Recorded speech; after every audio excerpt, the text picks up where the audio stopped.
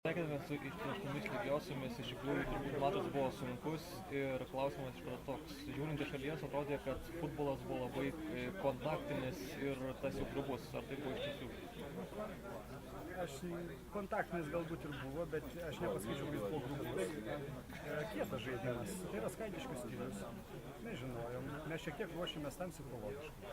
Mes nepasiruošėm psichologiškai praleisti 2 greitų įvarčių po mūsų pačių klaidų. Mes galvojom, kad visas rungtynes teks arti dantis sukandus ir tie 2 įvarčiai mus truputėlį išbalansavo. Bet vėliau pasirodė, kad visiškai galima žaisti. Tie 2 įvarčiai turbūt labai geras rezultatas ir tos lygiosios jums taip pat yra labai geras rezultatas prieš šią komandą žaidžiant. Taip. Aš manau, kad mes iškovojome taškus, o jie prarado. Turėtų būti tokia logika, turint omenyje aplinkybės, kad žaidėm be kelių tikrai svarbių žaidėjų.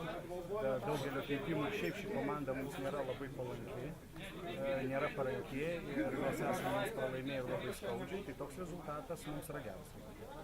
Rungtynių pabaigoje tiek jūs turite progą išplėšti pergalę, tiek varžovai. Turbūt prasileidus trečią įvartį bet kuriai komandai būtų toks kaip ir smūgis į širdį. Aš nežinau, ar galima būtų taip samprotauti, kas būtų, jeigu būtų. Aišku, kad visada įvartis pačiame rungtynių gale, pačioje pabaigoje jis yra lemtingas, bet bevalgant apetitą skyla, ne? Mes išlyginom ir atrodo, kad jau galime įmušti ir trečią. O skaidiškiams tai visiškai natūrali mintis. Jie kontroliavo žaidimą ir manau, kad jie tikrai pagrįstai tikėjosi, kad vėliau anksčiau mus pralauš.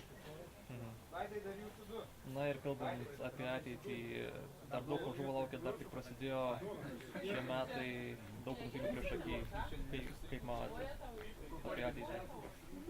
Aš manau, kad ateitis laukia šviesi, nes mes renkame žaisti savo malonumui ir tai labai geras laisvalaikis, labai gerai organizuotas turnyras. Ir kai laimi yra malonu, bet šiaip yra labai malonu tiesiog su gera kompanija gerai praleisti laiką. Ačiū.